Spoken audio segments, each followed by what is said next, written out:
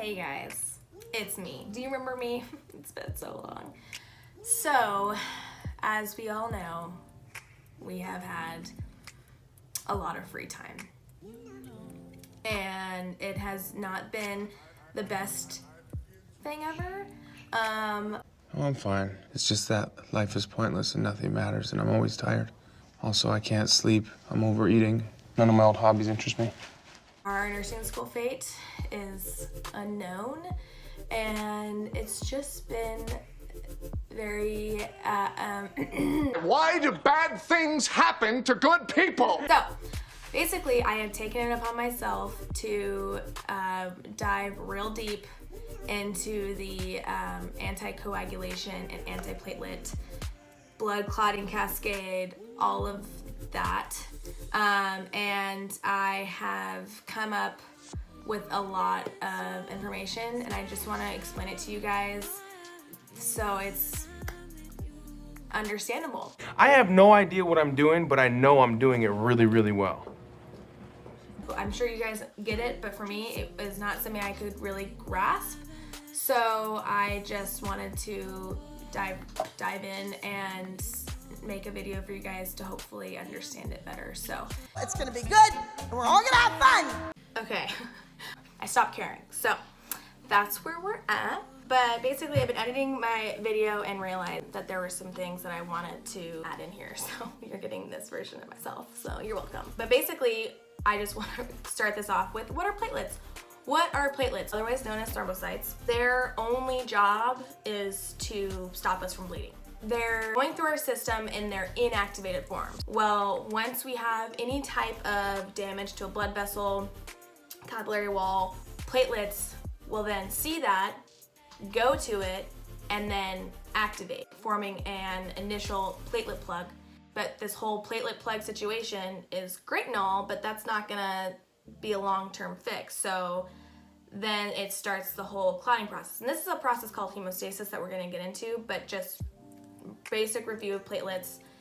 They are inactivated until they reach a site of injury. They become activated at that site of injury, change shape, clotting process by hemostasis, which we'll get into, and there we go.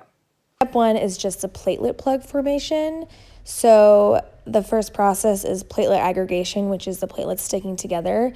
And this begins when platelets meet with collagen on the exposed surface of a damaged blood vessel. In response to the contact with this collagen, platelets will adhere to the site of injury, which will then initiate platelet activation, which then leads to a massive platelet aggregation. Once these aggregated platelets form a plug that stops the bleeding, the plug is unstable and has to be reinforced with fibrin in order for the protection to last.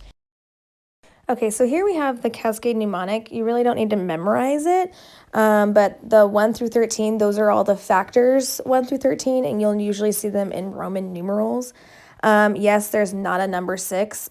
There's no factor 6, but the big one to remember is factor 13, which is the fibrin stabilizing factor, and then factor 1 is fibrinogen, which is then converted to fibrin, and prothrombin is then converted to thrombin. So here I have organized the clotting cascade to a more functional system, but you'll notice it starts with 12A, 11A, 9A, but in reality it goes from factor 12, which is then converted to activated factor 12, which then converts 11 to activated 11. Then 11A, which is activated 11, is then converting 9 to 9A, etc. So it's kind of complicated looking at it that way, but so if you notice that it says 12A, that's the activated form of that factor. So you have your activated platelets, which then activates factor 12 into activated factor 12, which then activates 11 into activated factor 11, which then activates 9 into activated factor 9, which, activates factor 10 into activated factor 10, which then activates 2 into activated 2, which then activates 1 into activated 1.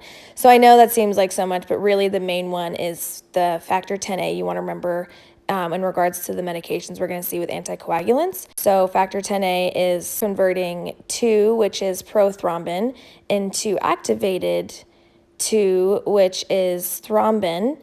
Thrombin is then converting 1, which is fibrinogen, into its activated form, which is fibrin. All of the ones that are blue, those are just helping the factor next to it convert the other factors. So 8A is helping 9A convert 10 to 10A. 5A is helping 10A convert 2 to 2A. So that's all the blue means. The ones that are squared with a pink square, those factors require vitamin K in order to be produced in the liver. Okay, so now we're going to talk about step 2, which is coagulation. Coagulation is literally defined as the production of fibrin, which is going to be that really important thread-like protein that is going to reinforce the platelet plug that was produced in step 1 of the clotting cascade. Fibrin is actually produced by 2 different pathways, but the pathways actually converge into one pathway. So they start off differently and then they converge into one. So you have the extrinsic pathway versus the intrinsic pathway. The extrinsic pathway is activated by trauma to the vascular wall, which triggers the release of thromboplastin, otherwise known as the tissue factor. So the important thing is that it's activated by trauma to the vascular wall and that it's releasing the tissue factor. Then we have the intrinsic pathway, which is activated when blood makes contact with collagen that has been exposed as a result of trauma to the blood vessel wall. So basically both of these pathways start differently, but they both end the same. So the extrinsic pathway is actually shorter than the intrinsic pathway.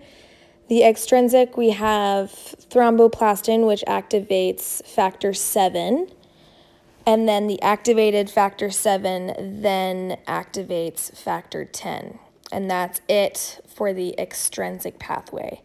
Then we have the intrinsic pathway, which is activated through collagen contact, which then activates factor 12, and activated factor 12 then activates factor 11, and activated factor 11 activates factor 9, and activated factor 9 then activates factor 10. So you can see that factor 10A is actually going to be the one that's involved in a lot of the medications that we see with anticoagulants.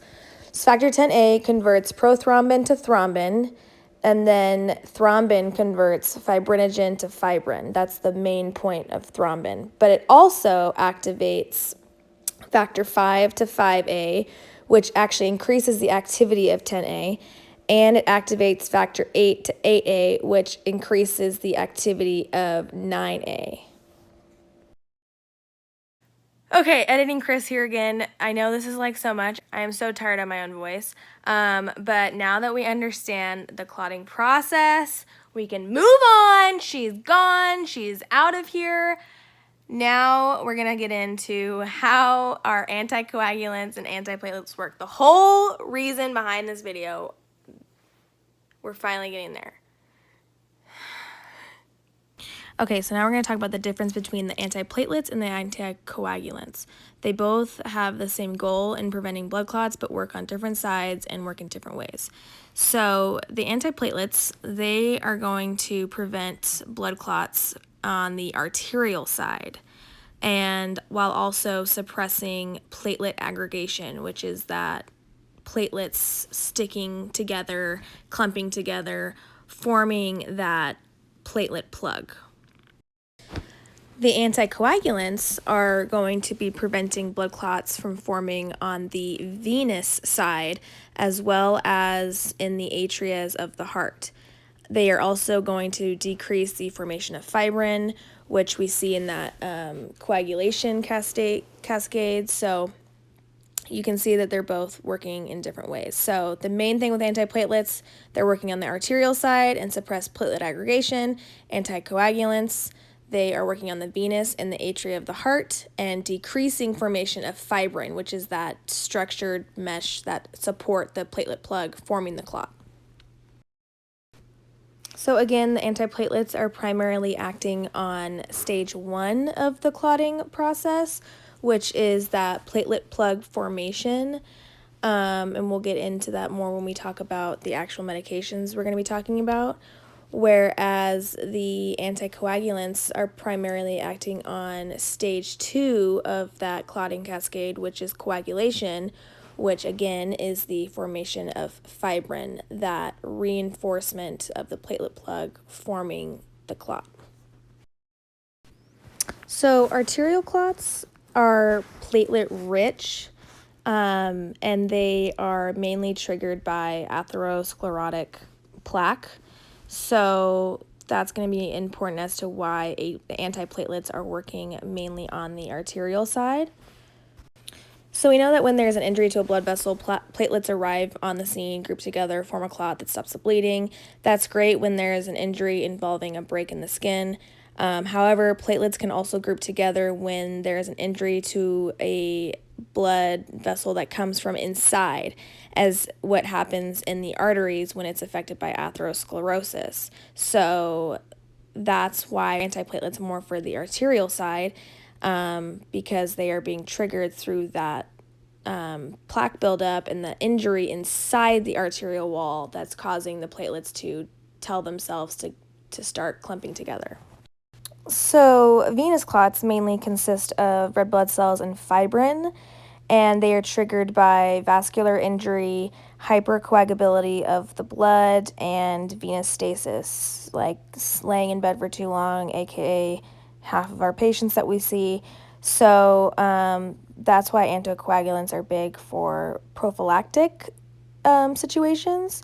And we'll see when we get into the medications, like how they're affecting the stop in production of fibrin and working to prevent blood clots from happening.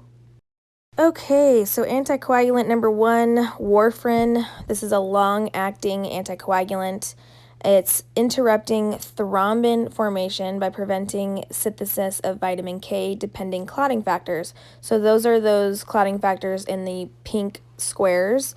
So warfarin's actually inhibiting those, preventing the production of thrombin, which will then in turn prevent the formation of a clot. It has a delayed onset, so it's not used for emergencies. It's good for long-term prophylaxis. It prevents thrombosis and associated PE, prevention of thromboembolism in patients with prosthetic heart valves, prevention of thrombosis in patients with AFib. They reduce the risk of recurrent TIAs and recurrent MIs. Their antidote, you probably know it, vitamin K. And what's not fun about warfarin is the need for close monitoring. You need monthly lab draws to monitor the INRs to ensure you're constantly in a therapeutic range. So it's a lot more work for the patient. Anticoagulant number 2, we have heparin. Again, the anticoagulants are preventing thrombosis in the veins and the atria of the heart. So heparin is the short-acting anticoagulant. It's suppressing coagulation by helping antithrombin inactivate the clotting factors, primarily thrombin and factor 10, ultimately suppressing the formation of fibrin. So their target is factor 10A and thrombin, which results in lack of fibrin, which results in lack of blood clot. Oh, so much. So heparin undergoes hepatic metabolism followed by renal excretion. It is the preferred treatment for pregnancy, pulmonary embolisms, DVTs, open heart surgery, renal dialysis, prevention of post-op venous thrombosis. or thrombus, venous thrombus. And with giving heparin, you have to closely monitor the PTT range. Low molecular weight heparins are literally almost the same thing. So they are simply heparin preparations composed of molecules that are shorter than those found in unfractured heparin, which is the regular heparin. It's just as effective and easier to use because they don't have to, they can have a fixed dosage and they don't require a PTT monitoring, and they can be used at home. It's made by breaking regular heparin into smaller pieces. It's the preferred treatment for preventing and treating DVTs, preventing ischemic complications in patients with unstable angina, non-Q waves, MIs, STEMIs. They have longer half-lives, and you are going to hold this if there is any kind of or severe renal impairment. So you're going to want to check the GFR and their renal function before giving this. Okay, anticoag number 4 is Eliquis. This causes selective inhibition of factor 10A. So this is going to prevent stroke and systemic embolism in patients with non-valvular AFib. It is the treatment of DVTs and PEs and prophylaxis of DVT in patients undergoing hip or knee replacements. It actually has a rapid and short duration, and it's a fixed dosage. There's no blood tests needed, but there's also no antidote. So kind of scary not having an antidote. Oh gosh, we're getting there. We're getting there, guys. Last coag that I'm going to be talking about, or anticoag, is number 5, Pradaxa. Pradaxa is a direct thrombin inhibitor, preventing conversion of fibrinogen to fibrin, and it prevents activation of factor 13, therefore preventing the conversion of soluble fibrin into insoluble fibrin. It has a rapid onset with short duration. There's few drug and food interactions. It's a fixed dosage, there's no antidote, and a common issue with Pradaxa is GI disturbance. So that's going to be something you're going to want to mention to your patients. Okay, so we know that antiplatelets are preventing thrombosis, formation of blood clots in the arteries. So their main goal is suppressing the platelet aggregation from happening in the arteries due to plaque buildup and internal arterial damage. So one of the big antiplatelet medications we will be giving is aspirin. So when a platelet becomes activated, arachidonic acid is released from the membrane phospholipids, which then gets converted to prostaglandin H2 by the COX-1 enzyme. The prostaglandin H2 is then further metabolized to thromboxane A2 or TXA2, which is released from the platelet to stimulate activation of new platelets as well as promote their aggregation, so they're sticking together. So aspirin is going to irreversibly inactivate that COX-1 enzyme, which then disrupts the clot formation. So the effects of a single dose of aspirin persists for the life of the platelet, which is 7 to 10 days. The indications for taking aspirin will be for ischemic strokes, TIAs, chronic stable angina, unstable angina, coronary stenting, acute MI, previous MI, and primary prevention of MIs. Activated platelets also release chemical mediators. One is ADP, which binds to its receptor, which is the P2Y12 receptor, leading to activation of glycoprotein 2B3A receptors, which are required for fibrin-mediated platelet cross-linking. So much. But by blocking the P2Y12 ADP receptors, you're inhibiting platelet aggregation, which would then inhibit the clot formation. This is what we are seeing when giving drugs like Plavix. Plavix is going to prevent stenosis of coronary stents and for secondary prevention of MI, ischemic stroke, MI, vascular death, and patients with acute coronary syndrome should always be combined with aspirin. That concludes all of the research I did on this whole process. If none of that makes sense to you, then I don't know what to tell you, because it literally took me forever to organize all of this, and nothing like a good quarantine giving me time to do this. So if it doesn't help you, then I don't want to hear it, or tell me it was helpful. So anyway, thanks for watching, and I'll see you guys at my next quarantine session. I look terrifying.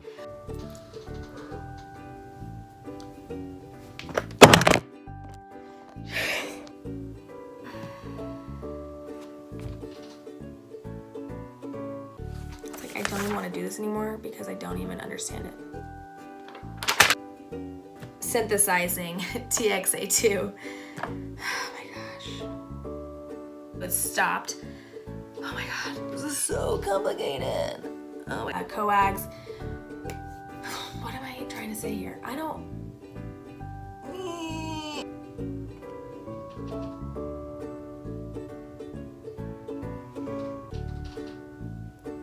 Okay.